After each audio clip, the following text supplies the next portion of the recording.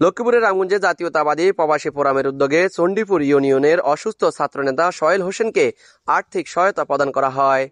সোহেল হোসেন দীর্ঘদিন যাবৎ অ্যাপেন্ডিসাইডের ব্যথা ভুগে গত 27শে মে রামগঞ্জ মেডিকেল হসপিটালে ভর্তি হয়ে অপারেশন হন।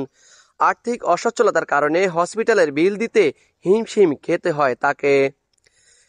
এই ঘটনার পরিপ্রেক্ষিতে জাতীয়তাবাদী প্রবাসী ফোরামের পক্ষ থেকে তাকে আর্থিক সহযোগিতা প্রদান করেন রামগঞ্জ প্রবাসী ফোরামের প্রধান সমন্বয়ক যুবদল নেতা জামিল চৌধুরী।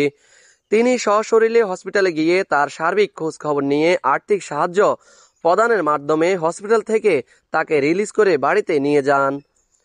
উল্লেখ্য, এই ছাত্রদল নেতা সোহেল গত 28শে অক্টোবরের পরে কারাবন্দী থাকা লক্ষ্মীপুর জেলা বিএনপির আহ্বায়ক ও কেন্দ্রীয় বিএনপির প্রচার সম্পাদক শহীদউদ্দিন চৌধুরী অ্যানি ও রামগঞ্জ উপজেলা ছাত্রদলের সাবেক সাংগঠনিক সম্পাদক জামিল চৌধুরীর নিঃশর্ত মুক্তির পোস্টার নিজ ইউনিয়নে লাগাতে গিয়ে চরমভাবে ছাত্রলীগের হাতে আহত ও লাঞ্ছিত হন এবং নগদ 10,000 টাকা দিয়ে মুক্ত হতে হয়েছে তাকে।